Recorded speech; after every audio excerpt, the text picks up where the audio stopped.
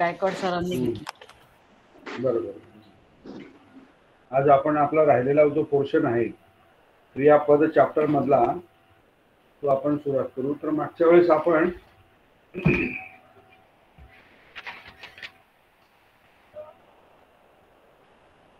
मागच्या वेळेस काय पोर्शन घेतला होता आपण? आज्ञार्थचे जे काही प्रत्यय जे आहेत ते प्रत्यय आपण शिकलो होतो आज्ञार्थाचे. आज्ञार्थाचे प्रत्यय काय होते? तू, तू, अंतू, ही, ह, मी, म.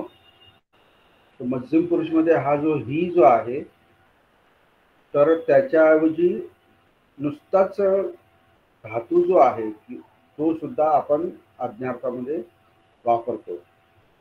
तर अशा पद्धतीने त्याचे आज्ञार्थाचे हे जे प्रत्यय जे आहेत ते वेगवेगळ्या स्थितीमध्ये कोणत्या सरकमटन्स मध्ये ते आपण वापरतो त्याचे उदाहरणं आपण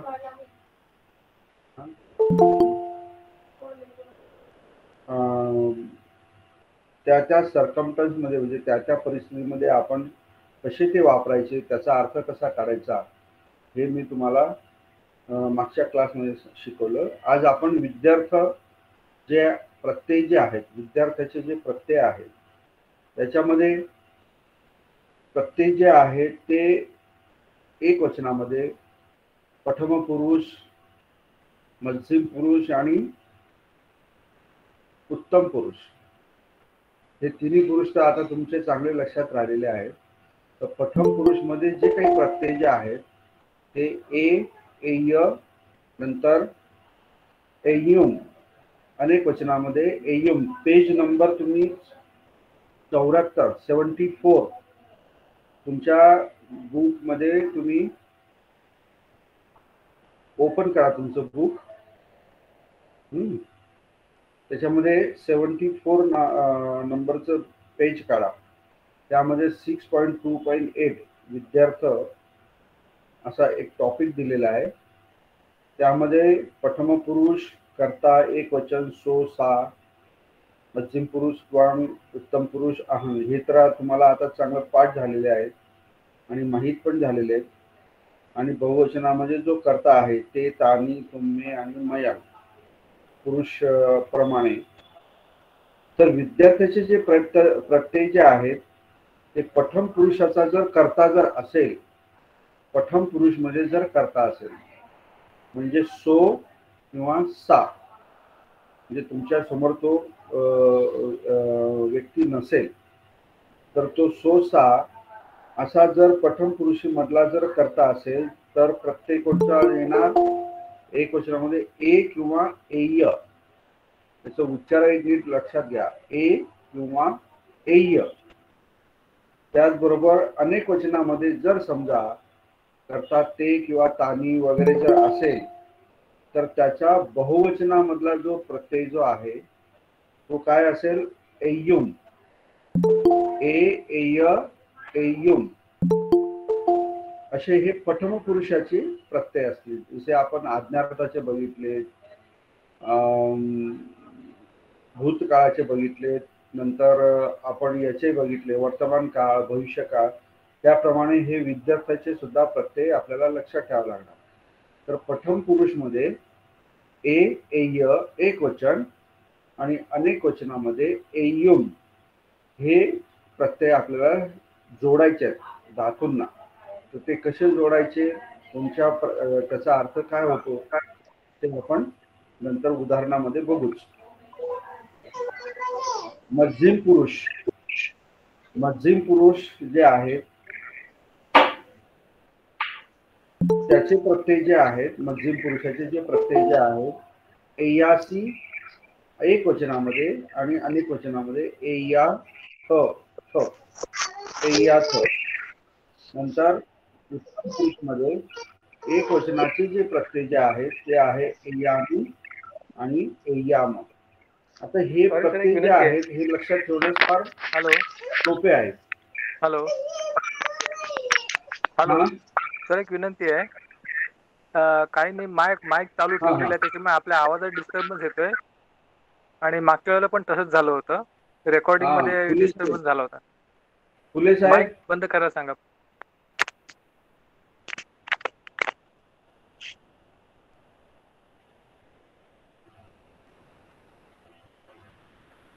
हा, आता येतोय आवाज व्यवस्थित? हो येतोय सर. तर अशा प्रमाणे उत्तम पुरुष मध्ये एयाम किंवा एयामी हे असे प्रत्यय आहेत. तर याच्यामध्ये लक्षात ठेवणं अतिशय सोपं आहे. पहिला जो आहे एय आणि एयम हा जरा थोडासा नवीन प्रत्यय आहे, परंतु जर तुम्ही मध्यम पुरुष आणि उत्तम पुरुषाचे जे प्रत्यय जर बघितलं तर तिथे सुद्धा मी आहे, म आहे, सी आहे, थ आहे, म्हणजे वर्तमान काळातले जे प्रत्यय तुम्ही शिकलात ते सुद्धा याच्यामध्ये आहेत. फक्त ते कोणाला जोडलेले आहे? एय्याला जोडलेले आहे. एय्याला बघा, एय्यासी, एय्याथ, एय्यामी, एय्याम, म्हणजे विद्यार्थ्याचे जे प्रत्यय जे आहेत हे सुद्धा पाठ करायला कुठलीही अडचण नाही किंवा कठीण नाही, बरोबर.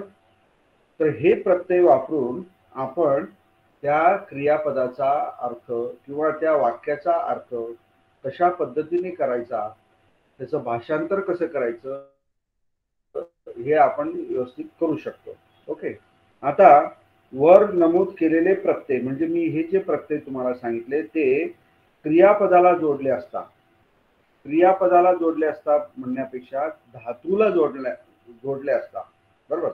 क्रियापद तर धातूला प्रत्यय जोडल्यानंतर क्रियापद तयार होते. आता परत क्रियापदाला प्रत्यय जोडायचा नाही, तर इथे तुमच्या पुस्तकामध्ये करेक्शन करून घ्या. धातूला लिहून घ्या तुमच्या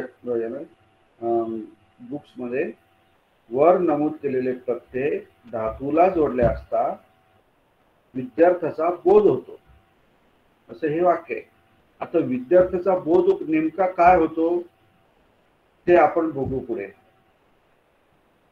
तर विद्यार्थ्याचे जे हे प्रत्यय जे आहेत ते आपण वेगवेगळ्या कारणासाठी वेगवेगळ्या प्रसंगानुरूप ते सुद्धा आपण वापरतो. तर यामध्ये आपल्याला उदाहरण जे दिलेले आहे, तो पहिलं जे उदाहरण दिलेलं आहे ते विधी म्हणून दिलेलं आहे. आता याचा विधी म्हणजे एखादा काय म्हणतात त्याला,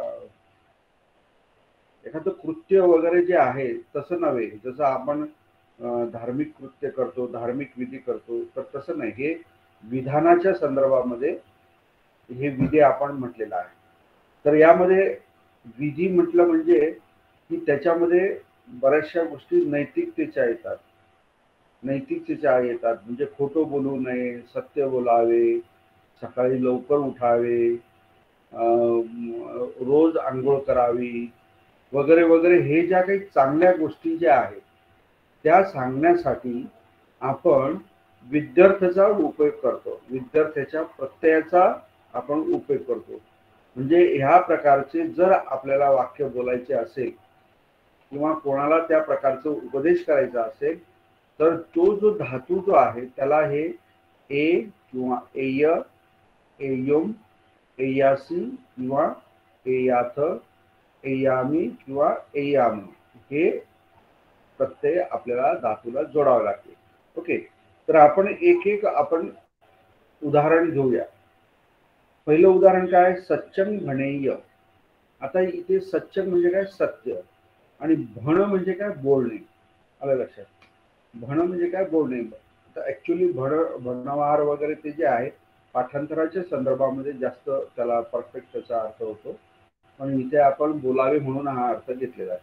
सच्चंग भनेय म्हणजेच काय? खरे बोलावे. आता या भनेय शब्दामध्ये बघा, भण हा जो आहे हा धातू आहे आणि एय, एय जो प्रत्यय जो आहे तो प्रत्यय ह्या भणाला जोडला गेला आहे.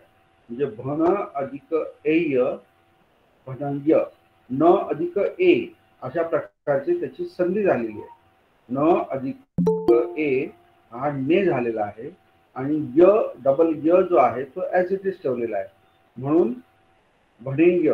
आता इथे सच्चेन भनेय म्हणजे काय? खरे बोलावे. आता इथे करता दिलेला आहे का? नाही दिलेला. तर विद्यार्थ्यामध्ये बऱ्याच वेळा कर्ता हा काय असतो, अध्यारूत ठरलेला असतो, म्हणजे काय गृहीत धरलेला असतो. आता हे जे खरे बोलावे हे कोणाला सांगितलेले आहे, हे सगळ्यांना सांगितलेले आहे. जो कोणी त्याच्या समोर आहे किंवा समोर दिसत नाही आहे किंवा स्वतःला पण आपण असा ऍड्रेस करू शकतो की नाही खरं बोलावे असंही बोलू शकतो. तर या केसमध्ये कसं की आपण एक चांगला उपदेश किंवा चांगल्या गोष्टी आपण इतरांना सांगत असतो. या विद्यार्थ्याच्या प्रत्ययाच्या अनुसार. तर खरे बोलावे हा एक भाग झाला. नंतर दुसरं उदाहरण जे आहे, पाणंग न हनेय. पाणंग न हनेय, पाणंग म्हणजे काय, प्राणी, आणि न म्हणजे काय, नॉट, म्हणजे निगेटिव्ह आहे. हनेय, आता इथे हन हा जो शब्द जो आहे किंवा सॉरी धातू जो आहे त्याला परत एय प्रत्यय जोडला गेलेला आहे. त्याला परत एय प्रत्यय जोडला गेला आहे आणि हनेय हा क्रियापद तयार झालेला आहे. आणि हे क्रियापद कशाच्या वर्गामध्ये येते, हे विद्यार्थ मध्ये मोडतं. तर अशा प्रकारे प्राणी हत्या करू नये, चांगलीच गोष्ट आहे ना, प्राणी हत्या करू नये, अशा प्रकारचं वाक्य किंवा गर्भित अर्थ आपण त्याच्यामध्ये देतो. नंतर तिसरं वाक्य, मुसावादा, मुसावादन न वदे. मुसावादन न वदे, आता इथे खोटे बोलणे, न वदे. आता इथे बघा एय वापरलेलं नाही, आपण नुसता ए वापरलेला आहे, वद अधिक ए. कारण प्रथम पुरुष एक वचनामध्ये ए आणि एय दोन प्रत्यय दिलेले आहेत. ए आणि एय दोन प्रत्यय दिलेले आहेत. तर त्याच्यापैकी आपण 2 ते 3 उदाहरणामध्ये एय हे प्रत्यय आपण धातूला लावलं, परंतु आता ए नुसता सिम्पली ए प्रत्यय आपण ह्या वद धातूला जोडतोय. तो वद अधिक ए म्हणजे द अधिक ए काय होतो, दे, आणि व ॲज इट इज होतो आपण. म्हणून इथे म्हटलेलं आहे मुसावादन न वदे, म्हणजेच काय, खोटं बोलू नये, असा त्याचा अर्थ होतो. आपण कोणत्या परिस्थितीमध्ये आणि आपल्या कोणत्या भावना आपल्याला पोचवायच्या समोरच्याला हे अधिक महत्वाचं आहे. त्यानुसार मग आपल्याला प्रत्यय जोडायचे असतात. मग ते आज्ञार्थाचे जोडा, का विद्यार्थ्याचे जोडा, का वर्तमान काळाचे जोडा, परंतु परिस्थितीनुसार तो अर्थ समोरच्याला कळाला पाहिजे. म्हणजे तुम्हाला काय म्हणायचंय तो कळाला पाहिजे. नंतर चौथं वाक्य जे आहे, शिलंग रखेय, म्हणजेच काय, शिलाचे रक्षण करावे. रखेय, इथे रख मूळ धातू आहे आणि एय या ठिकाणी डबल य पाहिजे, तिथे तुमच्या याच्यात पण करेक्शन करून घ्या. रखेय, जसे भणय्य, भणेयच्या ठिकाणी डबल य झालेला आहे ना, तसा इथे सुद्धा डबल य करून घ्या चौथ्या नंबरच्या सेंटेन्स मध्ये. शिलंग रखेय, शिलाचे रक्षण करावे. तर अशा प्रकारचे ज्यावेळेस आपल्याला वाक्यांचे कन्स्ट्रक्शन किंवा रचना करायची असेल किंवा अशा प्रकारच्या भावना आपल्याला समोरच्याला पोचवायचे असतील, तर त्यावेळेस विद्यार्थ्याचे जे प्रत्यय जे आहेत ते आपल्याला इथे जोडायचे असतात. आता फक्त विधीसाठी हा विद्यार्थी वापरायचा असतो का, तर नाही. तर ज्यावेळेस संभावना किंवा शक्यता, आता संभावना आणि शक्यता याच्यामध्ये खूप कमी अंतर आहे, डिफरन्स फार मोठा आहे असं काही नाही, खूप कमी अंतर आहे. काय, संभावना म्हणजेच आपण शक्यता पण म्हणतो, संभावना हे संभव आहे किंवा हे शक्य आहे असं म्हणू शकतो. परंतु थोडासा मायनर जर बदल केला आपण, आणखी मायन्यूट जर समजा आपण विचार केला, तर त्याच्यामध्ये तो बदल आपल्याला दिसून येतो. तर याच्यामध्ये उदाहरण दिलेलं आहे बघा, यामध्ये मम पिता इदानी खेत्ते सिया. मम पिता इदानी खेत्ते सिया. आता याच्यामध्ये व्हर्ब कोणता आहे, व्हर्ब कोणता आहे, तर सिया. आता हे सिया जे व्हर्ब जे आहे हे कोणचा मूळ धातू आहे याचा, तर तो आहे अस. तो त्या असचं जे ग्रामर जे आहे क्रियापदाचं किंवा धातूचं ते मी तुम्हाला अजून शिकवले नाही. तर तो असं धातू जो आहे त्याचे पासून वर्तमान काळाचे, भूतकाळाचे, भविष्यकाळाचे आणि विद्यार्थ्याचे प्रत्यय जे आहेत ते वेगवेगळ्या प्रकारे बनले जातात आणि ते आपल्याला शिकायचे. तर विद्यार्थ्यामध्ये त्याचा जो प्रथम पुरुष जो आहे तो सिया हा आहे विद्यार्थ्यामध्ये. तर म्हणून मम पिता इदानी खेते सिया म्हणजेच काय, आता माझे वडील जे आहे शेतामध्ये असण्याची संभावना आहे, म्हणजे असतील. कारण त्यांचा तो शेड्यूल जो आहे तो शेड्यूल आहे, सकाळी शाळेत जाणं, नंतर मग दुपारी मंदिरामध्ये जाणं आणि संध्याकाळी त्यांचा सहसा शेतामध्ये जाण्याचा त्यांचा वेळ असतो. जर एखाद्याने त्याला विचारलं की आता तुझे पिता कुठे आहे, हा, तर मग तो उत्तर देतोय काय, त्याला गॅरंटी नाही, तो खात्रीने सांगत नाही. तो काय म्हणतो, संभावना म्हणतो की शक्यता आहे किंवा संभावना आहे की मम पिता इदानी खेते सिया म्हणजे असावे. हा, आपण जसं इंग्लिशमध्ये पण आपण थोडा मेबीचा आपण उपयोग करतो बघा, त्याप्रमाणे असावे किंवा असतील अशा प्रकारे त्याचा हे होतो. नंतर शक्यता. आता शक्यतामध्ये एखादी गोष्ट आपल्याला दिसते की असं असं होण्याची शक्यता आहे, आपल्याला थोडा डाऊट येतो किंवा संभ्रम निर्माण होतो. किंवा बघा आकाशात जर ढग असे जमून आले, काळे ढग जमून आले, तर आपण सहज म्हणतो की पाऊस पडण्याची शक्यता आहे. तर अशा संदर्भामध्ये किंवा जर एखाद्या गल्लीमध्ये पोलीस आले तर आपल्याला काय डाऊट येतो की या ठिकाणी काहीतरी दुर्घटना घडलेली आहे, दुर्घटना घडण्याची शक्यता आहे किंवा पोलीस जमा झाले तर काहीतरी आता इथे गडबड होण्याची शक्यता आहे. अशा प्रकारचं ज्यावेळेस आपला म्हणजे मनाच्या हे असतात, म्हणजे काय म्हणतात त्याला, भावना ज्या असतात त्या व्यक्त करायच्या असतील तर आपल्याला शक्यता या दृष्टिकोनातून सुद्धा आपल्याला विद्यार्थ्याचे जे काही प्रत्यय जे आहेत ते आपल्याला वापरायचे असतात. तर या ठिकाणी उदाहरण जर दिलेलं आहे, उठिया घर पते, म्हणजे उठ्ठी म्हणजे काय, पाऊस. उठिया, आता तो स्त्रीलिंगी शब्द आहे, त्याला या हा प्रत्यय जोडलेला आहे म्हणून तो उठिया झालेला आहे. आणि घरे म्हणजे काय, घर, हाऊस. पालीमध्ये सुद्धा घर म्हणतात किंवा भवन म्हणतात किंवा गेह म्हणतो आपण घराला. तर पडेल, आता ही काय शक्यता आहे. आता जर समजा ते घर मोडकळीला आलेलंच आहे आणि आता पाऊस पडतो आहे, तर त्या पावसामुळे एखादा भाग जर ढासळण्याची शक्यता असेल तर आपण सहज म्हणतो की हे घर पडण्याची शक्यता आहे. म्हणजेच काय, पावसामुळे घर पडेल याची शक्यता आहे. तर अशा संदर्भामध्ये ज्या आपल्याला वाक्य बनवायचं असतं किंवा बोलायचं असतं तर त्यावेळेस विद्यार्थ्याचे प्रत्यय आपल्याला वापरायचे असतात. आता इथे पते हा आपला क्रियापद आहे. काय आहे, पते क्रियापद आहे. पत हा त्याचा धातू आहे आणि त्याला कोणता प्रत्यय लागलेला आहे, ए प्रत्यय लागलेला आहे, पते. तो म्हणजे पडेल किंवा पडण्याची शक्यता आहे. अशा प्रकारे विद्यार्थ्याचे जे प्रत्यय आहेत त्याचा आपण उपयोग करतो.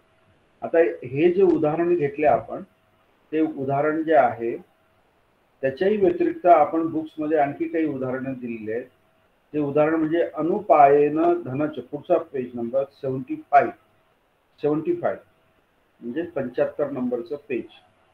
अनुपायेन धनच उड्डीच इच्छन्तो सामी महानासम पापुनेय.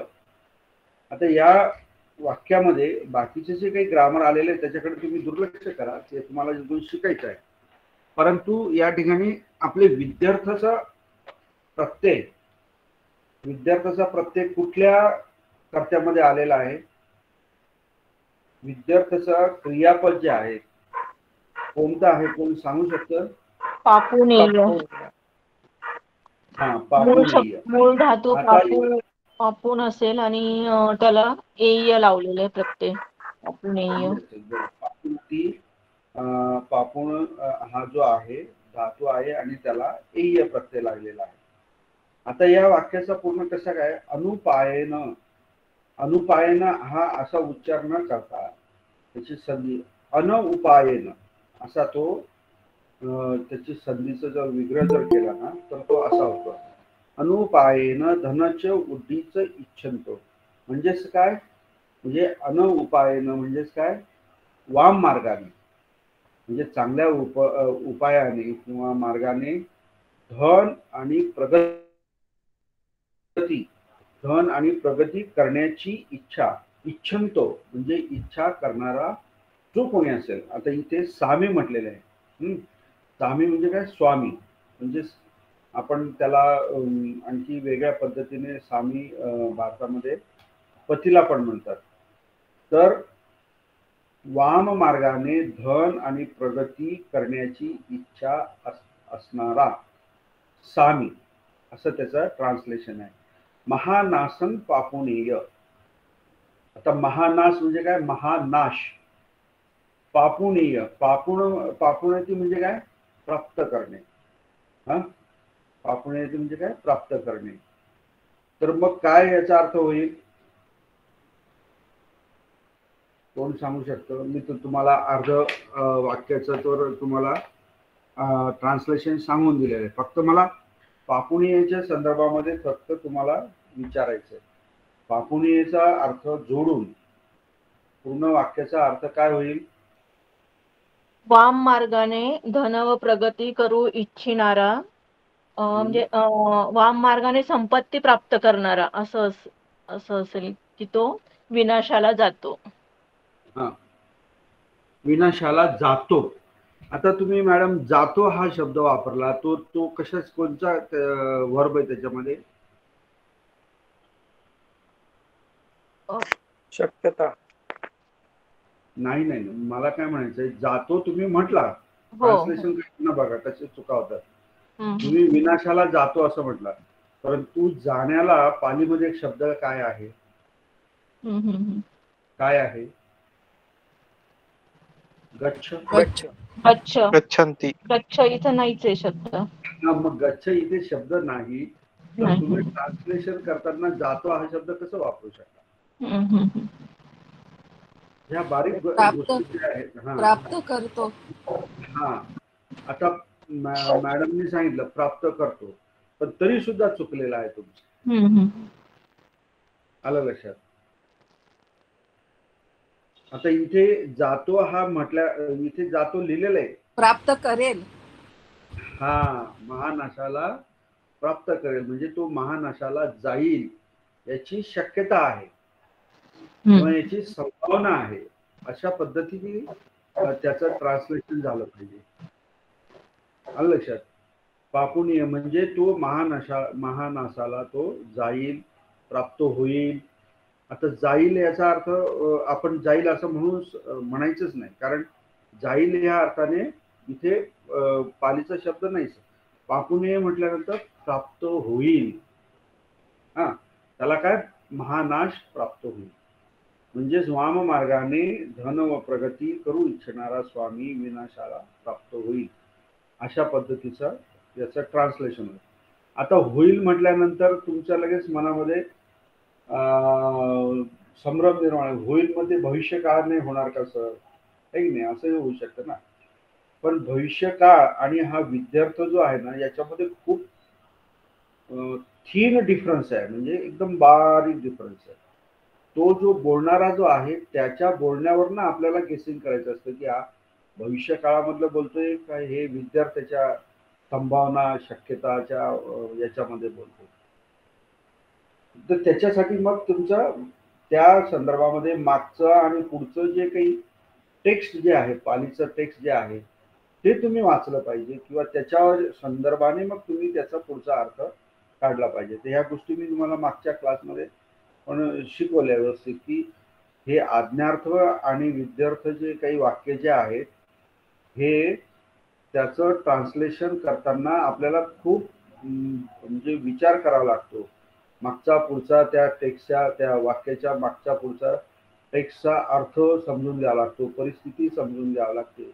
ह्या सगळ्या गोष्टी समजल्यानंतर मग त्याचा आपण अर्थ काढायचा. तर एनिवे हा आता कसं मॅटर प्रॅक्टिसचा मॅटर आहे. जितकं तुम्ही प्रॅक्टिस कराल, जितके तुम्ही पाली वाचाल, तसं तुमचे हा जो भाग जो आहे हा काय होत राहणार, क्लिअर होत राहणार, समजत राहणार. नाहीतर मग इतकं कन्फ्युजन होईल. म्हणजे तुम्ही असं म्हणाल की म्हणजे एखाद्याने म्हटलं नाही हे विद्यार्थ्याचं असं आहे, आज्ञार्थाचं ही विनंतीच आहे, कोणी म्हणेल नाही ही इच्छाच आहे. तर असं त्याच्यामध्ये काय म्हणतात आपण कट्टरता म्हणतो ना, मी म्हणतो तेच कर असं येण्याची शक्यता असते. परंतु जसं जसं तुम्ही जास्त वाचन कराल पालीमधलं ते तुमचं क्लिअर गोष्ट होईल. आता खाली 2 नंबरचं जे वाक्य जे आहे, धम्मचारिणो ब्रह्मचारिणो सत्यवादिनो च, हा च म्हणजे काय आणि अर्थ होतो. आता हा च जो आहे हा सगळ्यात शेवटी लागलेला आहे. तिघं नाम तर देऊन टाकलेले आहेत, म्हणजे धम्मचारिणो ब्रह्मचारिणो सत्यवादिनो च, म्हणजे हे तिघही असा त्याचा अर्थ होतो. परंगमरणा सुगती पापुनेयम. परंगमरणा म्हणजेच काय, मरणाच्या नंतर. काय, सुगती म्हणजे काय, डेस्टिनेशन. सुगती म्हणजे काय, डेस्टिनेशन, गंतव्य स्थान. तर कोणचं गंतव्य स्थान असतं तुमच्या कर्मानुसार असतं. एक तर तुम्ही नरकामध्ये जाल, नाहीतर मग एक तर तुम्ही स्वर्गामध्ये जाल. तर तुम्ही म्हणाल की आता सर तर स्वर्ग नरकाची बात करायला लागली, बोलायला लागली. परंतु ह्या ज्या संकल्पना ज्या आहे, जे लोक जे आहे, भगवान बुद्धांनी जे काही 31 प्लेस ऑफ एक्झिस्टन्स सांगितलेले आहेत की या निसर्गामध्ये, या अंतरिक्षामध्ये 31 प्रकारचे लोकांचं एक्झिस्टन्स आहे. त्यापैकी आपला हा मनुष्य लोक जो आहे त्यामध्ये आपण जीवित आहोत. आपण मनुष्य लोक म्हणजे काय, क्षेत्र की जिथे मन आपलं भटकत किंवा विचरण करतं, त्याला लोक म्हटलेलं आहे. तर आपण जर समजा शरीर आपलं शरीरामध्ये आपण जर आपलं मन हे केलं तर काया जे आहे हे काय झालं, लोकक्षेत्र झालं, बरोबर. तर असे 31 प्रकारचे लोक आहेत. तर त्यामधले पहिले 4 जे आहे ते अधोगतीचे लोक आहेत. त्याच्यामध्ये एक निरय लोक आहेत, म्हणजे त्याला नरक लोक म्हणतात. तर असे आता हा विषय कसा आहे, खूप आणखी परत डीप आपल्या बुद्धिस्ट फिलॉसॉफीमध्ये, अभिधर्मामध्ये जातो.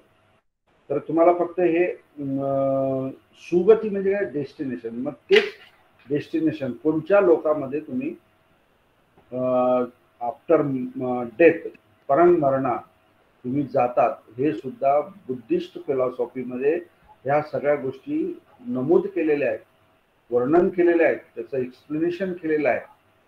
परंतु ते आपल्या वाचनामध्ये आलं नाही, किंवा त्या संकल्पना किंवा त्याच्या व्याख्या आपण समजून घेतल्या नाही. त्याच्यामुळे आपल्या मनामध्ये त्याच्याबद्दल शंका, डाऊट्स ह्या येणारच, नो डाऊट. आम्ही पण नवीन शिकताना हे असंच आमच्या मनामध्ये, पण आम्ही जसं डीप गेलो, त्या गोष्टी समजून घेतल्या, त्यातलं विज्ञान म्हणजे सायन्स, जे निसर्गाच्या नुसार नियम जे आहेत ते समजून घेतल्यानंतर त्याच्यावर मग आमचा विश्वास बसला की बुद्धांनी जे सांगितलेलं आहे ते खरी गोष्ट आहे. तर अशा प्रकारे सुगती म्हणजे काय, डेस्टिनेशन, जाऊ शकतात. या ठिकाणी काय केलंय, पापुनियमचा अर्थ काय, सुगतीला जाऊ शकतील, संभावना किंवा शक्यता. तर याच्यामध्ये जाऊ हा जो शब्द जो आहे ट्रान्सलेशन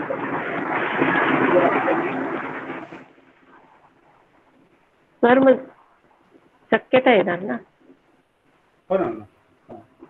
संभवलेली.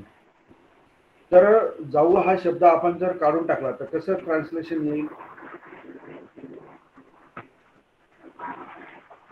जातील. हो नाही पापुनिया हा शब्दाच्या अनुषंगाने आपल्याला ट्रान्सलेशन करायचं आहे. सुगतीला सुगती प्राप्त प्राप्त होईल. हा सुगती प्राप्त होईल. हा होईल. सुगती प्राप्त होईल. नंतर पुढचा जो आहे 3 नंबरचा, पंडिता अप्यंग वाचन न वदेयुम,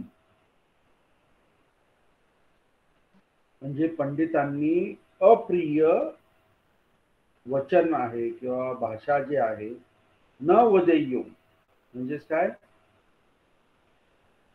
बोलू नये. आता हे जे वाक्य आहे हे कशामध्ये येतं, विधीमध्ये येतं का संभावना किंवा शक्यतामध्ये येतं? विधीमध्ये येईल. बरोबर, विधीमध्ये येईल ना. त्याच्यामध्ये काही संभावना आणि शक्यताची काही म्हणजे काही गुंजाईशच नाही आहे त्याच्यामध्ये, बरोबर की नाही. तर ते विधीचं वाक्य या ठिकाणी आलेलं आहे.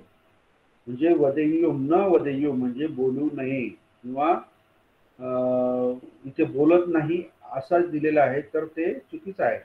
बोलू नये विधी, खरे बोलावे खोटे बोलू नये, हे आता मागच्या उदाहरणामध्ये आपण बघितलं ना त्या ठिकाणी. तर मी जे काही तुम्हाला करेक्शन सांगतो आहे त्या तुमच्या बुक्समध्ये तुम्ही करून घ्या. हे काही टायपिंग मिस्टेक किंवा ते मागच्या ज्या करेक्शन ज्या आहेत त्या तशाच त्या पुढे कंटिन्यू झालेल्या आहेत.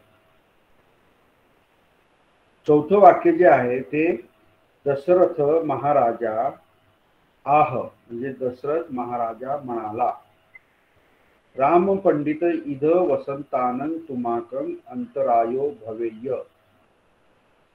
आता इथे भवेय हा शब्द आलाय. भव म्हणजे काय, निर्माण होणे, उत्पत्ती होणे. भू हा त्याचा मूळ धातू आहे, त्याच्यावरनं तो भव तयार झालेला आहे. परत त्याला एय प्रत्यय जोडलाय म्हणून भवेय हे क्रियापद तयार झालं, भवेय.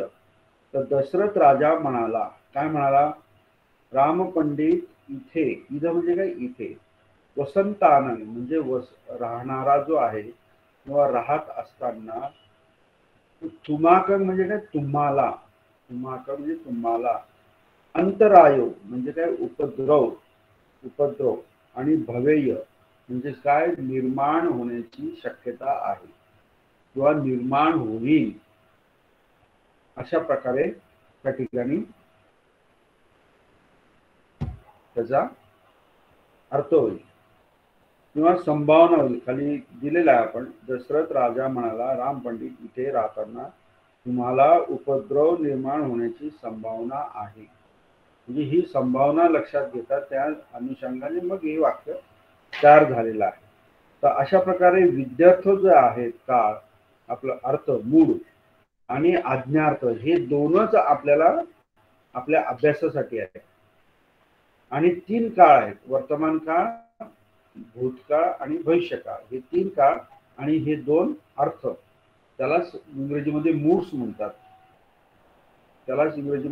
म्हणतात. तर असे हे 5 जे क्रियापदाचे जे भाग जो आहे हे आपल्याला परीक्षेमध्ये पोर्शन म्हणून आपल्याला ते आपण इन्क्लूड केलेला आहे.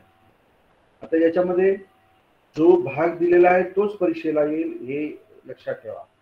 आता याच्यामध्ये भूतकाळ जो आहे तो भूतकाळाचा मी तुम्हाला फक्त एकच प्रकारचा प्रकार शिकवलेला आहे. तर त्याचे 4 प्रकारचे भूतकाळ असतात आणि ते 4 प्रकारचे भूतकाळ ते ॲडव्हान्स ग्रामरमध्ये येतात. कारण ते समजायला सुद्धा थोडंसं कठीण आहे. तुमचं ह्या बेसिकमध्ये तुम्ही चांगले पारंगत झालात किंवा चांगले तुम्ही हुशार झालात, तुम्हाला कळायला लागल्यानंतर मग ते तुम्हाला सांगण्यात ते तथ्य आहे. नाहीतर खूप जमलिंग होईल, कन्फ्युजन होईल आणि परत तुमचा पाली भाषा शिकण्याचा जो कल जो आहे तो एखाद्या वेळेस आपलं निगेटिव्हकडे जाऊ शकतो.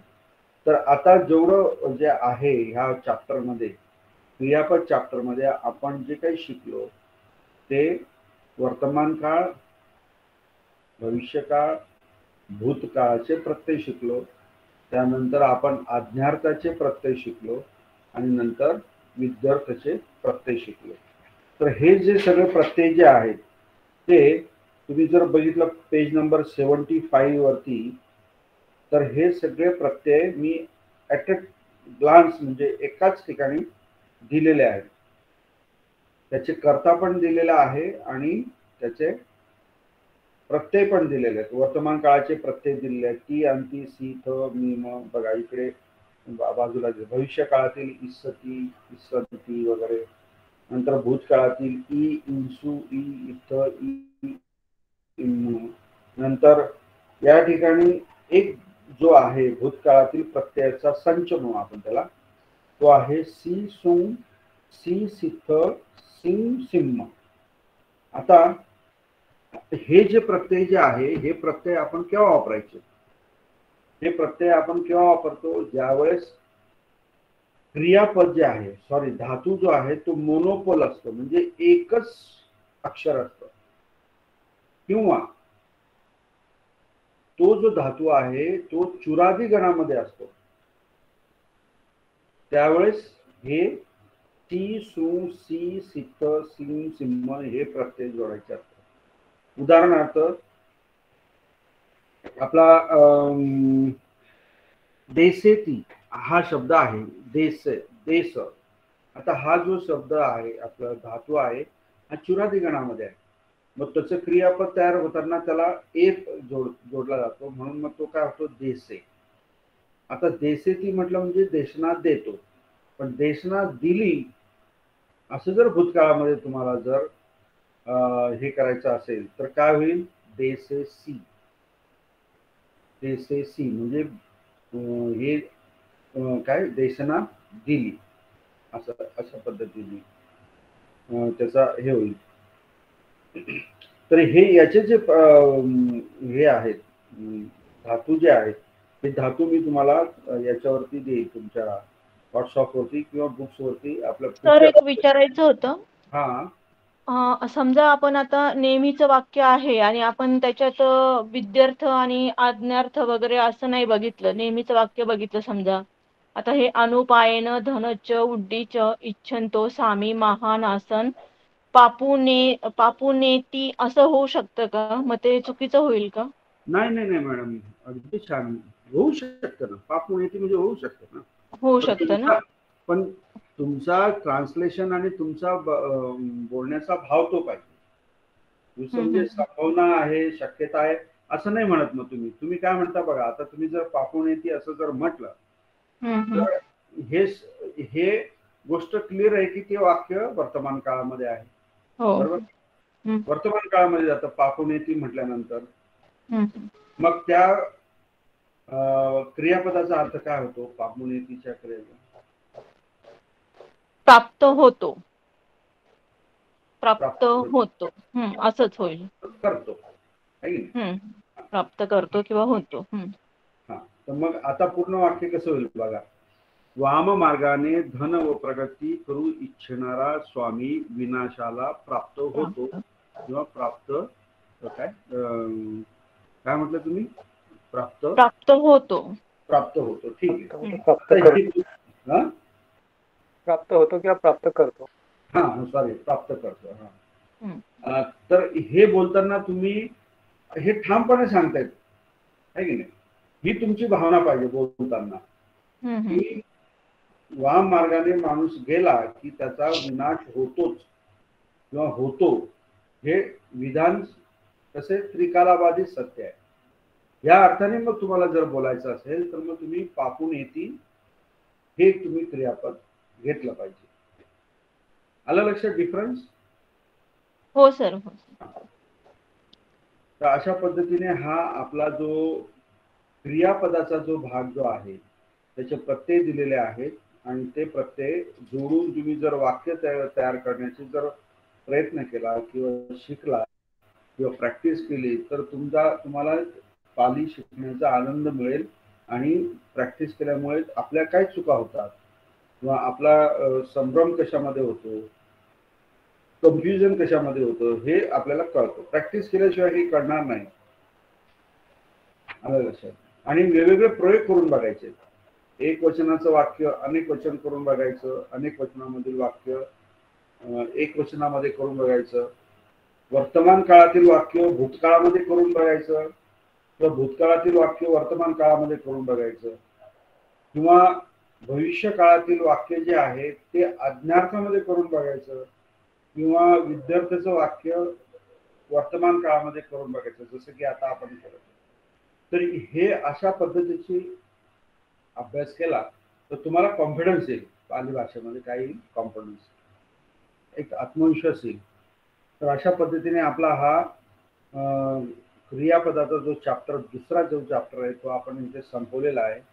तर त्याच्यामध्ये आपण काळ, हे जे पारिभाषिक शब्द आणि शब्दार्थ जे दिलेले आहेत ना, तर ते सुद्धा नीट व्यवस्थित त्याचे तुम्ही वाचायचं आणि अर्थ समजून घ्यायचा. काळ आपण काय शिकलो, आपण वर्तमान काळ, भविष्य काळ, भूतकाळ. क्रियापद म्हणजे काय, ज्या शब्द वाक्यातील कर्त्याची क्रिया दर्शवतो त्या शब्दाला क्रियापद म्हणतात. धातू म्हणजे मोकलांक धातू पाठनुसार असं म्हटलेलं मी, त्याच्यामध्ये 552 धातू आहेत. तर त्यामध्ये काही कमी जास्त होऊ शकतं, 2-4 इकडे तिकडे कमी जास्त होऊ शकतात. दुसऱ्या एखाद्या पुस्तकामध्ये तुम्ही जर बघितलं तर हे धातू आहेत. आणि क्रियापदाच्या मूळ शब्दाला धातू म्हणतात. हे तर मी आता तुम्हाला बऱ्याच वेळा शिकवलं, सांगितलं. प्रत्यय म्हणजे काय, असा शब्द किंवा असा अक्षर की जो नामाला, सर्वनामाला, विशेषणाला, क्रियापदाला नाही. प्रत्येक क्रियापदाला जोडलेला जोडतो ना आपण, त्याला विकरण म्हणतो. इथे क्रियापदाचा प्रत्यय नाही म्हणतो, त्याला विकरण म्हणतो आपण. तर जोडल्यास त्यांना विशेष अर्थ प्राप्त होतो. त्या अक्षराला किंवा त्या शब्दाला प्रत्यय असं म्हटलं जातं. मग पुरुष जे आहेत, प्रथम पुरुष. पुरुष म्हणजे काय, भाषांमध्ये 3 प्रकारचे वाक्य बोलले जातात. प्रथम पुरुष, मध्यम पुरुष, उत्तम पुरुष. तर याचे जे डेफिनेशन जे आहेत हे तुम्हाला मी शिकवले आहेत, तेव्हा त्याचा अर्थ काय होतो तेही शिकवले. आणि नंतर मग सारांश आहे आणि स्वयं अध्ययनासाठी प्रश्न. तर हे प्रश्नाची उत्तर जरी तुम्ही लिहिलात तर तुमचा बऱ्यापैकी अभ्यास पूर्ण होतो. आता ह्यामध्ये जे प्रश्न जे विचारलेले आहेत ते काही पर्यायी उत्तर द्या, एका वाक्यात उत्तर द्या, लघुत्तर म्हणजे लघु उत्तरे आणि दीर्घ उत्तरे, अशा प्रकारचे प्रश्न विचारलेले आहेत. तर ह्या परीक्षेच्या याच्यावरनं तुमच्याशी मला बोलायचं होतं, बरा विषय निघाला. तर जी पहिली बॅच जी आहे आणि दुसरी बॅच म्हणजे टोटल आपल्या दोन्ही बॅचची एक्झाम ही जूनमध्ये होण्याची शक्यता आहे. म्हणजे काल जो काही मला मेसेज मिळाला त्या मेसेजवरनं मी सांगतोय. तर जूनमध्ये परीक्षा होण्याची शक्यता आहे आणि परीक्षा तुमची ऑफलाईन होण्याची शक्यता आहे. आता जे समोर येईल त्याला फेस करायचं, तुम्हाला तयारी करावी लागेल. कारण आता ह्या कोरोनामुळे जे काही असे निर्बंध किंवा नियम विद्यापीठाने लावले होते, तर तो कोरोनाचा निर्बंध उठल्यामुळे त्यांनी आता नियमामध्ये बदल करायला सुरुवात केलेली आहे. तर त्यांचं असं म्हणणं आहे, मी तर खूप प्रयत्न केला तुमच्या बाजूने हे करायचा की ऑनलाईनच आमची एक्झाम घ्या, कारण पहिल्यापासून तसंच ठरलेलं होतं आणि त्या याच्यावरच आपण मान्यता घेतलेली. आणि विद्यार्थ्यांनी सुद्धा त्या कंडिशन्सवरतीच ॲडमिशन्स घेतलेले आहेत. त्यांचं आता असं म्हणणं नाही की आता गव्हर्नमेंटनी सगळे निर्बंध काढून घेतलेले आहेत, त्याच्यामुळे आपल्याला आता क्लास ऑनलाईन चालू राहील, परंतु एक्झाम मात्र ऑफलाईन. म्हणजे तुम्हाला तिथेच बसून, म्हणजे प्रश्नपत्रिका मिळेल तुम्हाला, परंतु कुठे मिळेल, माईक बंद करावं, साऊंड. प्रश्नपत्रिका तुम्हाला तुमच्या गावाच्या जवळ, म्हणजे जिथे मुक्त विद्यापीठाचं सेंटर असेल, अभ्यास केंद्र असेल, त्या ठिकाणी तुम्हाला जाऊन तिथे परीक्षा द्यावी लागेल. आणि यशवंतराव मुक्त विद्यापीठाचे सेंटर प्रत्येक जिल्ह्यामध्ये आहे, तालुक्यांमध्ये पण आहे. तर फक्त तिथे जाऊन तुम्हाला 3 तास बसून तुम्हाला पेपर सोडून तिथेच तुम्हाला लगेच सबमिट करावं लागेल. दुसरं ते कारण सांगतात की ऑनलाईन परीक्षेमध्ये कॉपी ही 100% होते, कारण मनुष्य घरामध्ये बसून सगळं बघत असतो, आपल्या त्याच्यावर कंट्रोल राहत नाही वगैरे वगैरे असे त्यांनी कारण बरेच सांगितले. आता ते आपल्याला पटण्यासारखे पण आहेत आणि अशा गोष्टी होतातच.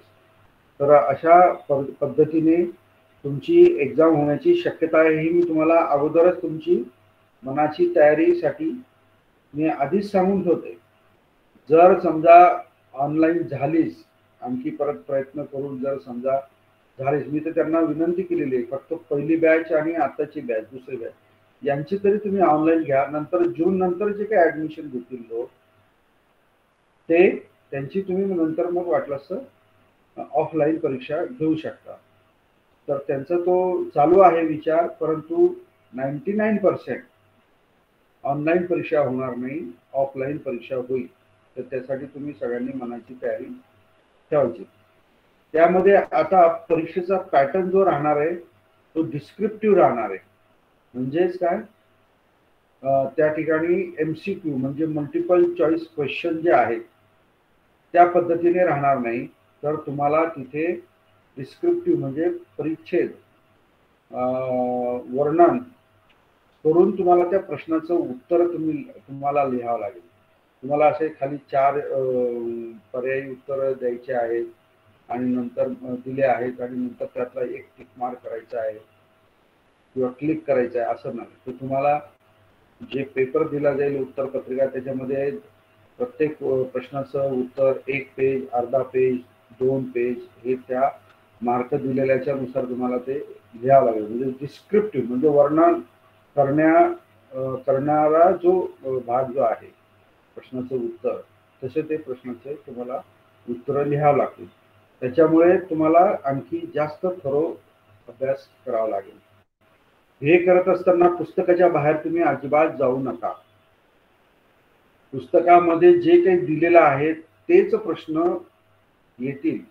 तुम्ही स्वाध्यायामधले प्रत्येक प्रश्न जर तुम्ही सोडवले, त्याचे आन्सर वगैरे जर लिहून काढले तर तुम्हाला त्यातलेच प्रश्न येतील आणि तेच पुस्तकामध्ये जे काही दिलेले आहे तेच उत्तर तुम्हाला लिहायचे.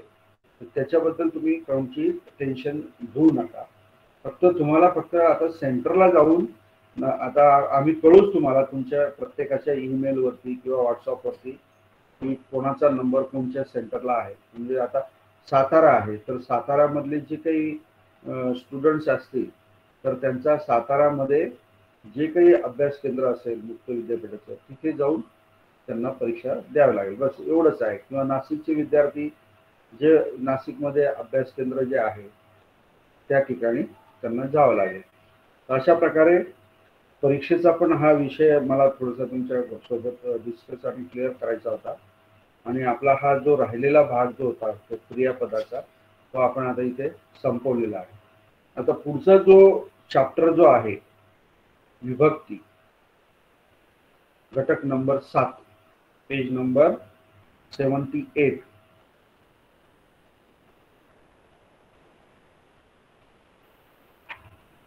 सर अजून एक विचारायचं होतं.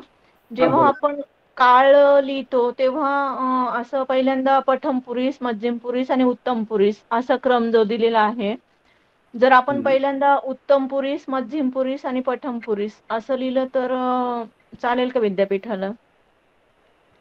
की अहं मयं त्वं तुम्ही सो सा तं.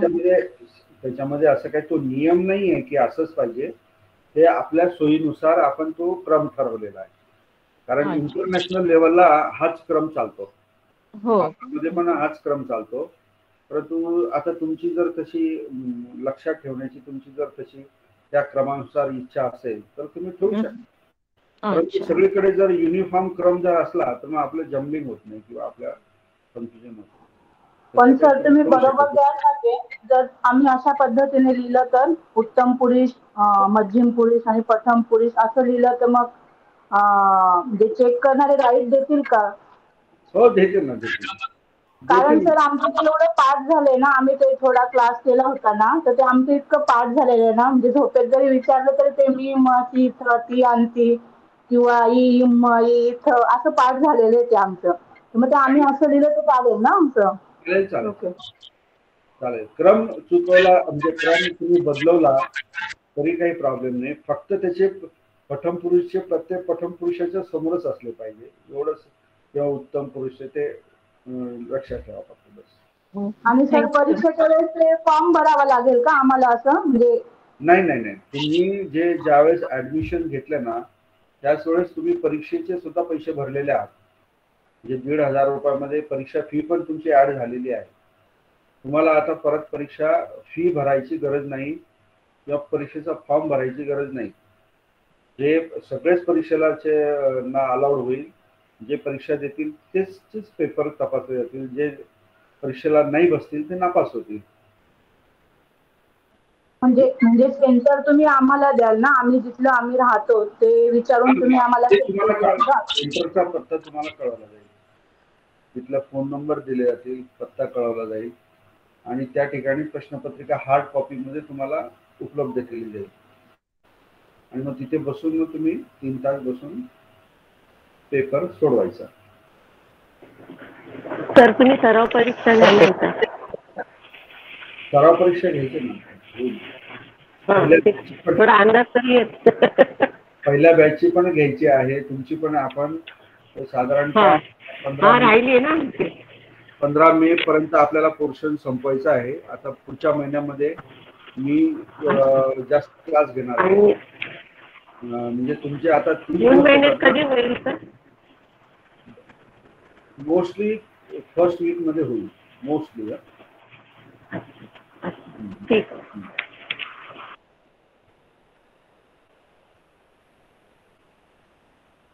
तर आता आपण पुढचा चॅप्टर जो आहे, अजून कोणाला काही विचारायचं परीक्षेच्या संदर्भामध्ये, काही डाऊट्स वगैरे असं काही?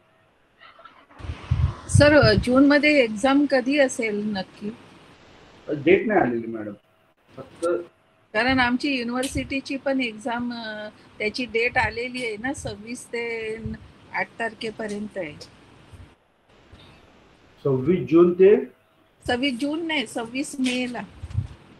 26 मे ते 26 मे ते मी बघून मी पाठवते तुम्हाला व्हॉट्सअप वरती, आमची टाइम टेबल पाठवते.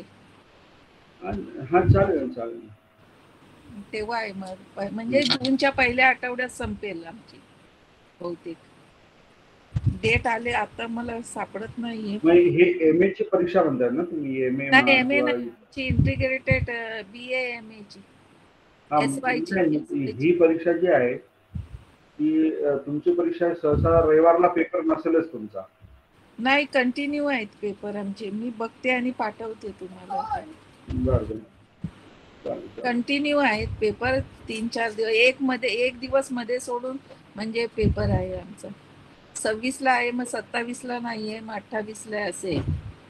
तुम्ही ते शेड्यूल पाठवून द्या, मग त्यानुसार आपण त्यांना सांगू की. ओके ओके ओके, पाठवते मी तुम्हाला तुमच्या व्हॉट्सअपवरती. व्हॉट्सअपला पाठवते. Okay sir. सर किती प्रश्न असतील? बघा, हा परीक्षेचं स्वरूप कसं असेल, 20-20 मार्काचे 4 प्रश्न असतील. 20-20 मार्काचे 4 प्रश्न असतील. मग ते किती होतात? टोटल मार्क किती होतात? 80 मार्क. म्हणजे तुमचा पेपर, थेरी पेपर जो आहे तो 80 मार्काचा होईल आणि 20 मार्क जे आहे, उरलेले 20 मार्क जे आहे त्याचे असाइनमेंटचे ते मार्क असणार आहे. तर तुम्हाला असाइनमेंट पण मी देणार आहे. ती असाइनमेंट तुम्हाला दिल्यानंतर तुम्ही ती असाइनमेंट सोडून, म्हणजे ती घरीच सोडवायची, ती सोडून मला माझ्या ईमेल ॲड्रेसला ते तुम्हाला स्कॅन करून किंवा व्हॉट्सअपला PDF फाईल म्हणून करून तुम्हाला मला पाठवायचे आहे. तर त्या 20 मार्कापैकी मी तुम्हाला मार्क्स वगैरे जे देऊन ते विद्यापीठाला पाठवून देईल. आणि तुम्ही जे 80 मार्काचा पेपर जो तुम्ही सोडवाल त्याच्यापैकी मग तुम्ही पेपर चेकिंग करणारा जो आहे तो किती मार्क देतो ते मार्क आणि हे 20 मार्कापैकी जे मार्क मिळतील असे एकत्रित मार्क मग तुम्हाला त्या पेपरला मिळतील. असा हा पेपरचा पॅटर्न आहे. 20 मार्क प्रत्येक प्रश्नाला, 4 प्रश्न राहतील, 20 मार्क प्रत्येक प्रश्नाला राहील. तर आपला हा जो पोर्शन जो आहे त्याच्यामध्ये बघा बरोबर 4 घटक आहेत. व्याकरणाचे 4 घटक आहे आणि थेरी पोर्शन जो आहे त्याचे पण 4 घटक आहेत.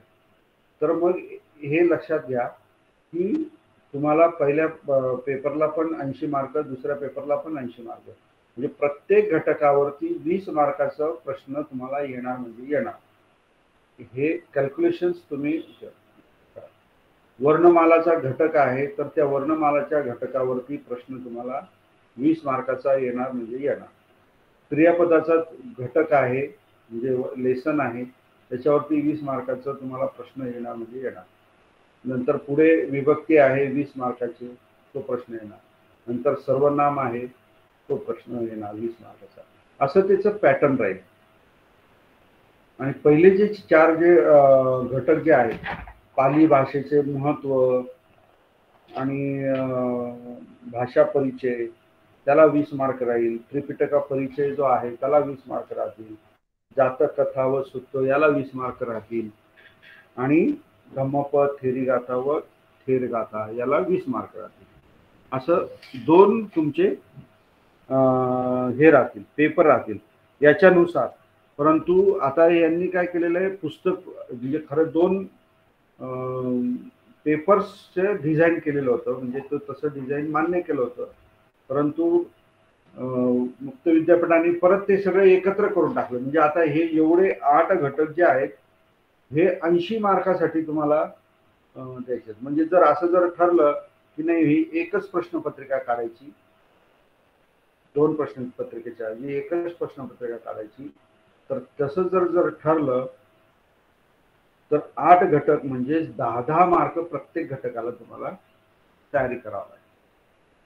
10-10 मार्क तुम्हाला प्रत्येक घटकाला मिळेल असं. आणि मग ते 4 प्रश्न जे राहतील त्याच्यामध्ये एक 20-20 मार्काचे 4 प्रश्न राहतील. तर ते त्याच्यामध्ये उपप्रश्न राहील. मग 20 मार्काचा प्रश्नामध्ये 10 मार्कचा एक प्रश्न राहील, परत त्याचा उपप्रश्न त्याला 10 मार्क राहतील. असं मग ते परत दुसरा, तिसरा, चौथा प्रश्न राहील. अशा पद्धतीने तुम्ही तयारी ठेवा परीक्षेची. आणि आपण सगळ्या प्रकारचा पोर्शन जो आहे हा आपण पोर्शन घेतो आहे. आपण एक्स्ट्रा क्लास घेऊ, आपण सराव परीक्षाही घेऊ. त्याच्यामुळे माझा अभ्यास झाला नाही, मला कळालंच नाही, किंवा मी ॲब्सेंट होतो त्याच्यामुळे मला जमलं नाही, मला समजलंच नाही, असे जे काही कारण नंतर तुम्ही सांगण्याची शक्यता आहे ते कारण सांगण्याची म्हणजे कारण ऐकून घेतले जाणार नाही. आपण जे हे आपला क्लास घेतला जातो त्याचे रेकॉर्डिंग पण आपण पाठवतो किंवा देतो तुम्हाला. तर तुम्ही ते नंतर तुमच्या प्रोसेसच्या वेळात ऐकत असतात. त्याच्यामुळे फुल फ्लेश तुम्हाला सिलेबस इथे आमच्याकडे शिकवला जातोय.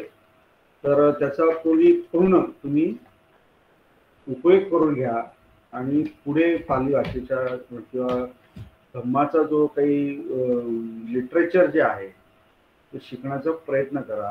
एवढंच माझं तुम्हाला सांगणं आहे. अजून काय कोणाचं काही क्वेश्चन काही हे आपण पुढे जाऊया. सर एकाच दिवशी परीक्षा असणार ना? ऑफकोर्स.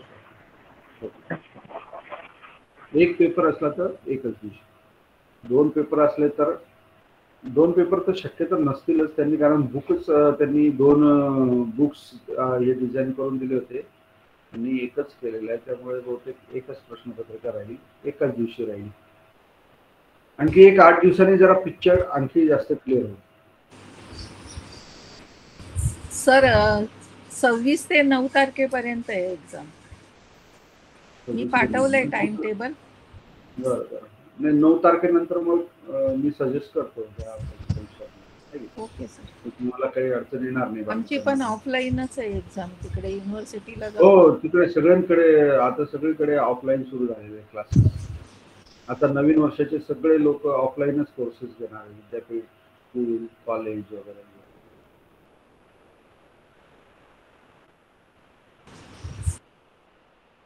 आता आपण हा जो घटक नंबर 7 विभक्ती हा जो चॅप्टर आहे हा चॅप्टर सगळ्यात अतिशय महत्वाचा आहे. जसं क्रियापद महत्वाचं आहे तसा हा विभक्ती पण चॅप्टर खूप महत्वाचा आहे.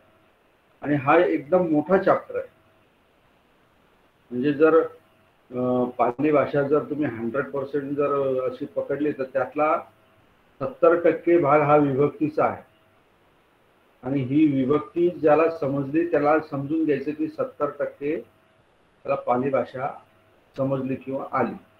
कारण सगळे जे वाक्य जे आहेत त्या वाक्यांमध्ये जे शब्द जे आहेत त्या सगळ्या शब्दांना ह्या विभक्ती लागलेल्या असतात. मग तो कोणताही असो, आकारांत असो, इकारांत असो, उकारांत असो, वगैरे वगैरे वगैरे. तर विभक्ती ही अतिशय महत्वाचा चॅप्टर आहे. तर असं मला असं वाटतं की आपण फक्त आता त्याचं जे इंट्रोडक्शन जे आहे ते घेऊ आणि उद्याच्या दिवशी आपण हा चॅप्टर नव्याने सुरुवात करू. म्हणजे तुम्हाला फ्रेश मूडमध्ये ते समजायला सोपं जाईल. तत्पूर्वी आज आपण फक्त असं शिकूया की विभक्ती ही कशावरती अवलंबून असते. विभक्तीमध्ये 7 विभक्ती आहेत. विभक्ती ह्या 7 आहेत. त्याचा अर्थ काय वगैरे ते नंतर उद्या बघूच आपण. पण 7 विभक्ती म्हणजे प्रथमा विभक्ती, द्वितीया विभक्ती, तृतीया विभक्ती, चतुर्थी, पंचमी आणि छठी, सप्तमी. आणि आता हे नंबर वाईज मी सांगितलं तुम्हाला, परंतु व्याकरणाच्या भाषेमध्ये त्याला वेगळे नाव आहेत. तर ते नाव आपण उद्या सगळे आता या पुस्तकामध्ये पण दिलेले आहेत. जे कर्ता आहे, कम्मा आहे, करण आहे, संपदान आहे, नंतर अपदान आहे, नंतर अधिकरण आहे, संबंध आहे, असे त्याचे हे आहेत, नाव आहेत व्याकरणाच्या भाषेमध्ये. परंतु आपण जनरली प्रथमा, द्वितीया वगैरेच असं आपण विभक्ती म्हणत असतो. तर ह्या विभक्ती मोस्टली कशावर अवलंबून असतात. शब्दाच्या उच्चार जो आपण करतो त्याचा एंडिंग जो आहे म्हणजे अंत जो स्वर जो असतो त्याच्यावरती सगळ्या विभक्ती अवलंबून असतात. म्हणजे विभक्ती कोणाकोणाच्या असतात. नाम, सर्वनाम आणि विशेषण यांनाच विभक्ती लागते. क्रियापदाला विभक्ती लागत नाही. हा मूळ फरक जो आहे हा तुम्ही लक्षात ठेवा. क्रियापदाला काय लागते. विकरण. तिथे काय असतं. पुरुष असतात. आणि नाम, सर्वनाम आणि विशेषण इथे काय असते. विभक्ती असते. क्रियापदामध्ये काय असतात. पुरुष असतात. हे सारखं मी तुम्हाला 2-2, 3-3 वेळा सांगतोय. कारण तुमचं नंतर मी प्रश्न विचारल्यानंतर नाम जरी असला तुम्ही प्रथम पुरुष म्हणणार किंवा काय वगैरे वगैरे ते कन्फ्युजन होतं. तर ज्यावेळेस नाम असतो किंवा सर्वनाम असतं, सर्वनामाचे काही थोडे शब्द आहेत ते किंवा विशेषण यांना काय विभक्ती लागत असते. आता ती विभक्ती कशी लागते. तर नाम जे आहे किंवा विशेषण जे आहे यांच्या एंडिंगला जो काही उच्चार होत असतो स्वराचा त्याच्यानुसार विभक्तीचे प्रत्यय हे चेंज होत असतात. विभक्तीचे प्रत्यय म्हणतो मी ते चेंज होत असतात. उदाहरणार्थ बघा किती एंडिंगचे आहेत आपले स्वर किती आहेत. अ, आ, इ, उ, ए, ओ. तर आपल्याला पाली भाषेमध्ये कोणताही शब्द घ्या तुम्ही काही अपवाद सोडून पाली भाषेमध्ये कोणताही शब्द घ्या ते सगळे स्वर अंत असतात. स्वरांत असतात. म्हणजेच काय प्रत्येक शब्दाच्या शेवटी कोणताही शब्द घ्या तुम्ही नामातला विशेषणातला कोणताही शब्द घ्या त्याच्या शेवटी स्वर हा आलेलाच असतो. काही ठराविक 1 का 2 असे शब्द आहेत की ते व्यंजन एंडिंगचे असतात. स्वर नसतो. ते आपण नंतर बघू. तर असे जे काही शब्द जे आहे आता उदाहरणार्थ अ आहे म्हणजे ज्या नामाच्या शेवटी किंवा ज्या शब्दाच्या शेवटी अ चा उच्चार झाला. उदाहरणार्थ नर. नर र उच्चार करताना र अर्धा आणि अधिक अ असा उच्चार आपला केला जातो नर. तर नर उच्चार करत असताना सगळ्यात शेवटी अ स्वराचा उच्चार होतो. म्हणून या नर शब्दाला आपण कोणता शब्द म्हणतो अकारांत शब्द म्हणतो. अकारांत, कारण का की त्या शब्दाच्या शेवटी किंवा अंताला अ चा उच्चार होतो, अस्वराचा उच्चार होतो, म्हणून त्याला आपण अकारांत शब्द म्हणतो. बरोबर.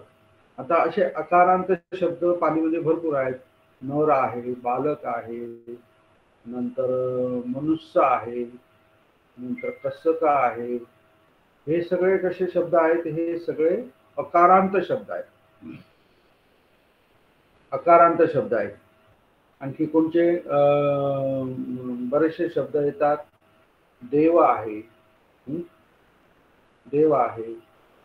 हे सगळे अकारांत शब्द आहेत. कारण का हे शब्द उच्चारताना त्यांच्या अंताला अस्वराचा उच्चार होतो, एंड होतो, म्हणून त्याला अकारांत शब्द म्हणतात.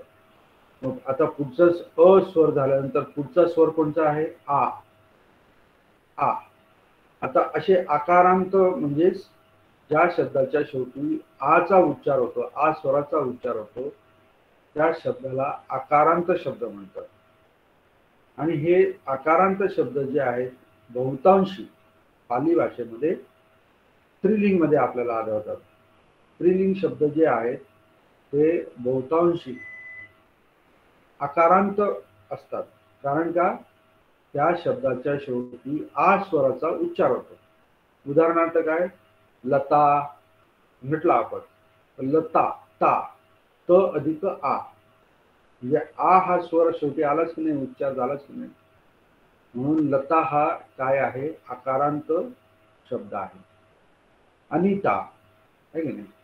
अनिता, ता, आ उच्चार आला शेवटी, म्हणून त्याला अनिता या शब्दाला आपण काय म्हणणार? आकारांत शब्द म्हणणार. देवता, असे अनेक शब्द जे स्त्रीलिंगी शब्द जे आहेत ते शब्द आकारांत आहेत. म्हणजे महिलांचे बरेचसे नावं जे आहेत ते आकारांत याच्यामध्येच मोडतात. विकारांत मध्ये पण असतात किंवा उकारांत मध्ये पण असतात, पण आ हा शब्द आ स्वर जो आहे जास्त मोठ्या प्रमाणामध्ये वापरला जातो. अ झाला, आ झाला, त्याच्या पुढे कुठला स्वर आहे? ई. पुढचा ई. रसवई. रसवई. रसवई. रसवई.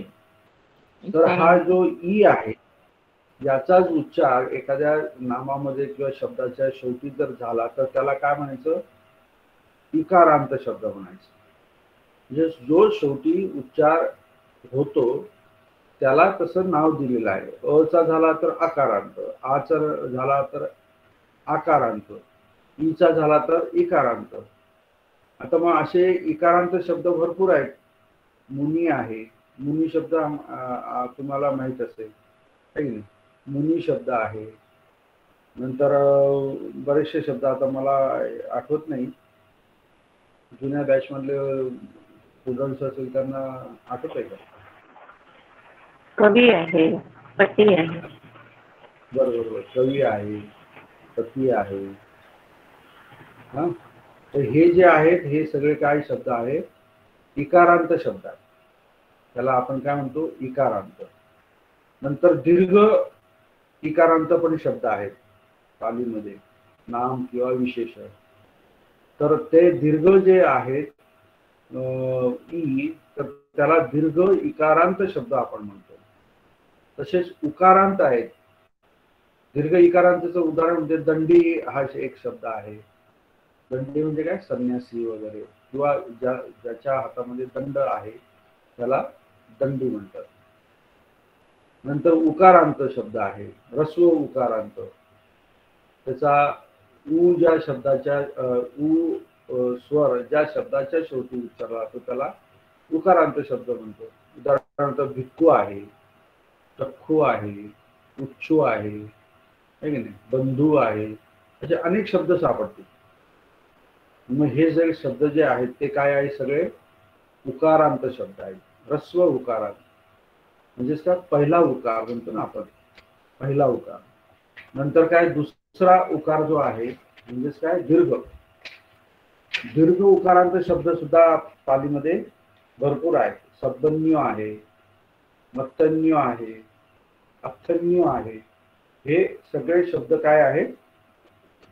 दीर्घ उकारांत शब्द आहे. हे मी का सांगतो आहेत? कारण याच्यानुसार आपले प्रत्यय बदलणार आहेत विभक्तीमध्ये. तर तुम्हाला हे आधी माहीत झालं पाहिजे की हा शब्द आकारांत आहे का उकारांत, हे तुम्हाला आधी कळालं पाहिजे. मग त्याच्यानुसार मग आपल्याला विभक्ती हे करायची, पाठ करायची असते, लक्षात घ्यायची असते. आणि त्याच्यात विभक्ती एकदा फिक्स झाली की त्याच्यानुसार ते जे प्रत्यय जे आहेत, वेगवेगळे प्रत्यय, ते त्याला जोडायचे असतात आणि मग त्याचा अर्थ काढायचा असतो. हा असा विभक्तीच्या चॅप्टर मधला जरा मोठा प्रवास आहे. म्हणजे मार्ग जरा मोठा आहे, परंतु स्टेप बाय स्टेप आपण ते जाणार आहोत, करणार आहोत. त्याच्याबद्दल काही काळजी करायची नाही. एकारांत शब्द पालीमध्ये नाही. स्वर जो आहे ए, तो पालीमध्ये सापडत नाही. आणि ओकारांत जो आहे शब्द, तर तो गो म्हणून आहे. गो म्हणजेच काय? बैल. बैल. आपण गोमाता म्हणतो. म्हणजे काय? गो म्हणजे बैल आणि बैलाची माता म्हणजे काय? गाय. काय ते? आई. गाय. गाय ना.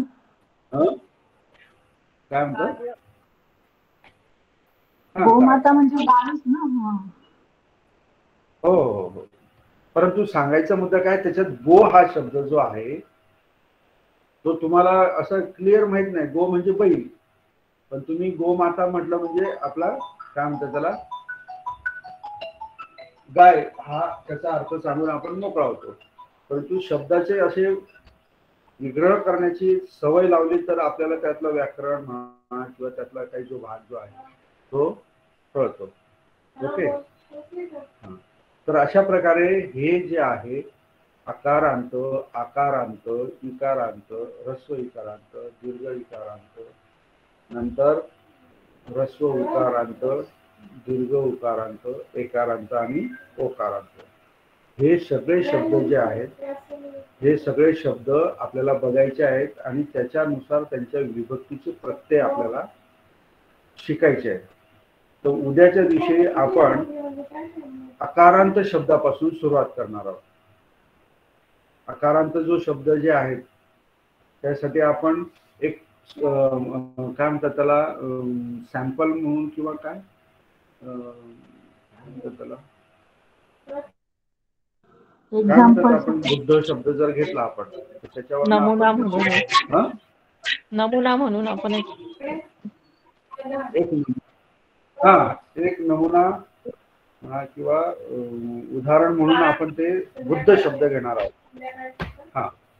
उदाहरण म्हणून आपण बुद्ध शब्द घेणार, म्हणजे सुरुवात आपण बुद्धांच्या नावाने सुरुवात करणार आहोत. आणि हा बुद्ध शब्द जो आहे हा तुम्हाला सुरुवातीपासून तर अंतापर्यंत हा तुमच्या सोबतच राहणार आहे. कारण त्याच्यावरती बरेच पुढे आणखी व्याकरण चालूच राहणार आहे. म्हणजे बुद्ध शब्द जो आहे अकारांत, कारण बुद्ध शब्द उच्चारल्यानंतर अचा उच्चार होतो, बरोबर. तर त्याचे जे प्रत्यय आहेत हेच प्रत्यय पुढे वेगवेगळ्या शब्दांना भरपूर ठिकाणी लागतात. मग तुमचं बुद्ध शब्दाचे जे प्रत्यय जे आहेत ते जर पाठ झाले किंवा ते तुम्हाला समजले तर तुम्हाला पुढे अगदी सोपं जातं, बरोबर. तर अकारांत म्हणून उदाहरण म्हणून आपण बुद्ध शब्द घेणार आहोत. आकारांत म्हणून स्त्रीलिंग मध्ये आपण लता शब्द घेणार आहोत. इकारांत ह्रस्व, इकारांत शब्द ह्रस्व म्हणून आपण मुनी शब्द घेणार आहोत. इकारांत दीर्घ म्हणून आपण दंडी शब्द घेणार आहोत. आणि उकारांत ह्रस्व भिक्खू शब्द, नंतर उकारांत दीर्घ सब्बन्यू शब्द घेणार आहोत. आणि सगळ्यात शेवटी ओकारांत शब्द कोण घेणार आहोत आपण, गो. तर हे शब्द जे आहेत हे नीट व्यवस्थित लक्षात ठेवायचे. आणि हे सगळे शब्द काय आहेत, पुल्लिंग आहेत. हे सगळे शब्द काय आहेत, पुल्लिंग आहेत. तर आपल्याला नामामध्ये पुल्लिंग, स्त्रीलिंग आणि नपुंसकलिंग, हे सगळे शब्द विशेषण म्हणा किंवा वगैरे याच्या आपल्याला विभक्ती शिकायचे आहे. हे सगळे तिन्ही जेंडर मधले शब्द आधी आपण पुल्लिंग शब्द घेणार आहोत, नंतर नपुंसकलिंग आणि नंतर स्त्रीलिंग. तर अशा पद्धतीने बुद्ध शब्द जर घेतला आपण, तो आकारांत आहे, तर त्याचे जे प्रथमा विभक्ती म्हणतो आपण, तर प्रथमा विभक्ती म्हणजे काय? कर्ता. कर्ता म्हणजे काय? जो क्रिया करतो तो कर्ता. मग तो मनुष्य असो, वस्तू असो, कुणी असो, एखादा प्राणी असो, जो क्रिया करतो त्याला आपण कर्ता म्हणतो. आणि त्या कर्त्यालाच आपण प्रथमा विभक्ती म्हणतो. आणि तीच प्रथमा विभक्ती किंवा कर्ता जर दर्शवायचा असेल, आपल्याला दाखवायचा असेल, तर याचे जे प्रत्यय जे आहेत प्रथमा विभक्तीचे, ते प्रत्यय त्या शब्दाला जोडायचे असतात. ते उदाहरण तुम्हाला दिलं तर तुम्हाला लक्षात येईल. कर्ता म्हणून जे काही प्रत्यय असतात ते प्रत्यय आपल्याला आकारांत शब्दाला जोडायचे प्रथमा विभक्तीला, कर्ता म्हणून. दुसरी जी विभक्ती जी आहे, द्वितीय विभक्ती जी आहे, द्वितीय विभक्ती तिला कर्म म्हणतात. हे लक्षात घ्या व्यवस्थित. द्वितीय विभक्तीला काय म्हणतात? कर्म म्हणतात. जर द्वितीय विभक्तीचे प्रत्यय आपण नामाला जर जोडले तर तो शब्द कर्म म्हणून आपल्याला वाक्यामध्ये ओळखता येतो किंवा त्याचा अर्थ आपल्याला लावता येतो. म्हणजे द्वितीय विभक्तीचा अर्थ काय आहे? दुसरं नाव काय आहे? कर्म किंवा कर्म. प्रथमा विभक्तीचं काय सांगितलं मी तुम्हाला? कर्ता. हा, कर्ता आणि कर्म आपण ऑलरेडी शिकलेलो आहोत आपल्या वाक्यांमध्ये क्रियापद शिकताना, बरोबर की नाही? फक्त आता तुम्हाला त्याचं आणखी थोडंसं प्रत्यय कोणचे लागले ते स्पष्टीकरण तुम्हाला फक्त करावं लागणार आहे, सांगावं लागणार आहे, त्यामुळे ते लक्षात येऊन जाईल तुमच्या. तिसरी विभक्तीला काय म्हणतात? कर्ण म्हणतात. कर्ण. ग्रामरच्या भाषेमध्ये काय म्हणतात? कर्ण. तर ह्या कर्ण विभक्तीचे किंवा तिसऱ्या विभक्तीचे जे प्रत्यय आहेत, अकारांत शब्दाच्या अनुसार, अकारांत हा धागा सोडायचा नाही, बुद्ध हा शब्द सोडायचा नाही. हे मी तुम्हाला जे काही सांगणार आहे उद्या प्रत्यय, ते बुद्ध अकारांत शब्दाचे प्रत्यय मी उद्या तुम्हाला शिकवणार. तर त्याच्या आधीची जी काही तयारी जी आहे ती आता मी तुम्हाला सांगतोय. तर कर्ण जो आहे, तृतीय विभक्ती जी आहे, ती तृतीय विभक्तीचे जे काही प्रत्यय जे आहेत अकारांत शब्दाचे, म्हणजेच काय?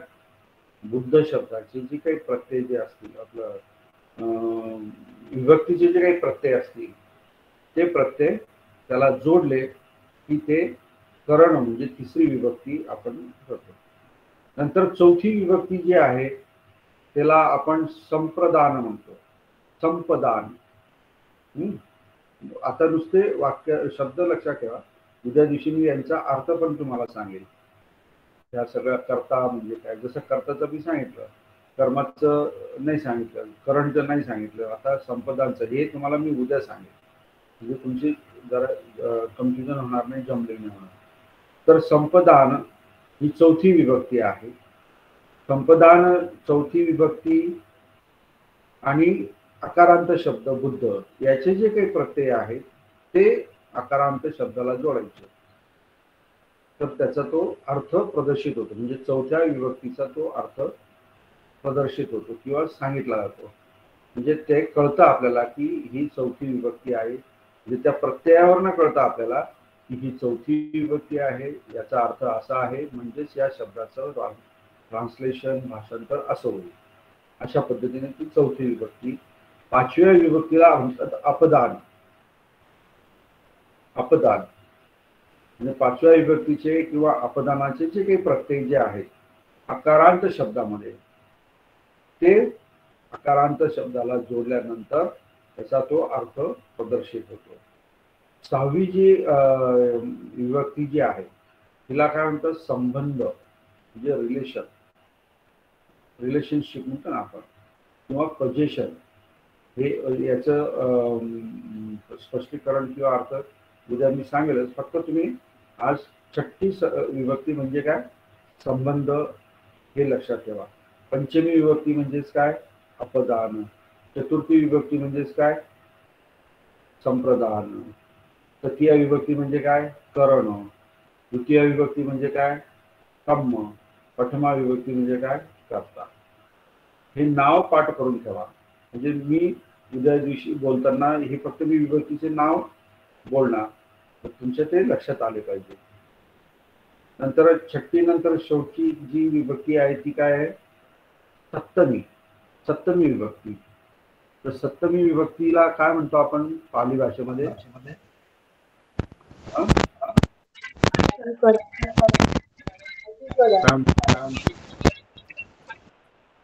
अधिकरण. अधिकरण म्हणतो आपण. तर अशा प्रकारे हे विभक्तीचे नाव आहे. संख्यांमध्ये आपण त्याला प्रथमा, द्वितीय वगैरे असं म्हणतो.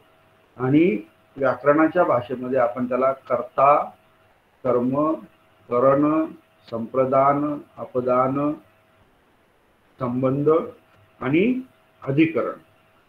आता आणखी एक आहे, त्याला विभक्ती नाही म्हणत किंवा त्याला कारक नाही म्हणत. हे वरचे सगळे काय आहे? कारक आहे. हे काहीतरी करतात, म्हणजे त्यांचे प्रत्यय काहीतरी प्रदर्शित करतात अर्थ. परंतु एक सगळ्यात शेवटचा जो आहे तो त्याला म्हणतात उद्बोधन. त्याला काय म्हणतात? उद्बोधन. म्हणजेच काय?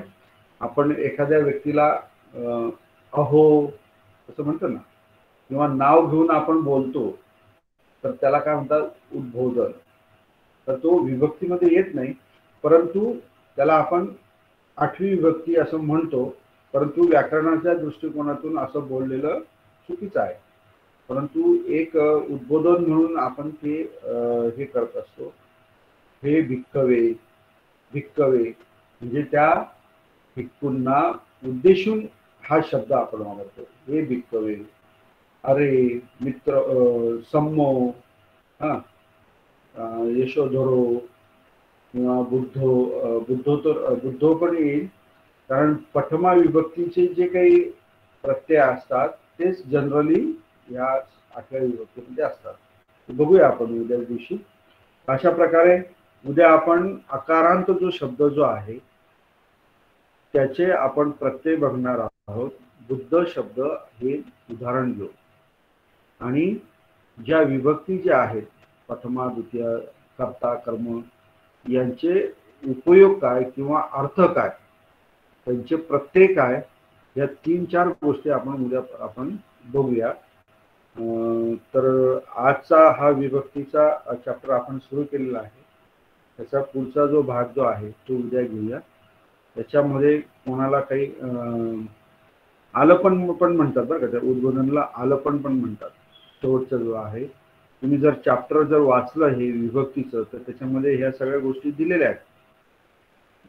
जर म्हणजे क्लासच्या अगोदर तुम्ही वाचन करून आलात तर तुम्हाला मी जे सांगतो ते खूप लगेच लक्षात येईल. आणि तर याच्यामध्ये विषय विवेचनमध्ये मी बऱ्यापैकी विभक्तीचा अर्थ, त्याचे काय कारक म्हणून काय, आलपण म्हणून काय, हे सगळं काही दिलेलं आहे.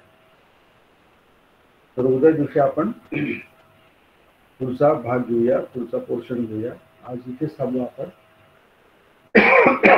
कोणाला काही विचारायचं आहे या विभक्तीच्या संदर्भामध्ये किंवा क्रियापद किंवा वर्णमाला काय असेल ते, काही शंका नसतील तर मग आपण थांबायला काही हरकत नाही. सर प्रेझेंट नाही आले आज. बरं. सर विद्यार्थ्याचं ते वाक्य आहे ना, मम पिता इदानी खेतेसिया, ते जरा समजून सांगा. तो सिया जो क्रियापद आहे ना मॅडम, तो असं धातूपासून तो तयार झालेला आहे. कळलं का? असं सिया वगैरे तो मी तुम्हाला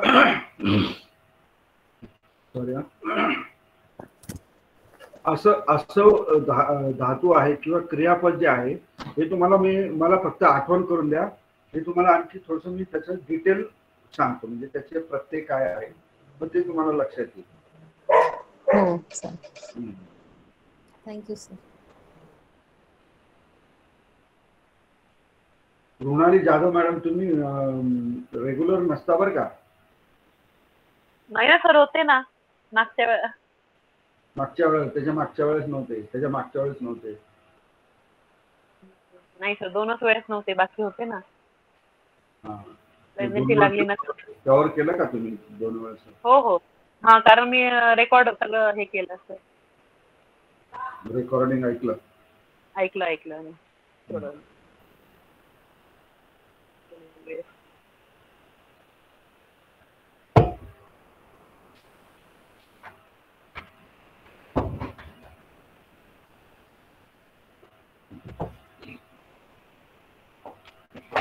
थांबायचा काय? कोणाला आहे अजून काही शंका, काही विचारायचंय?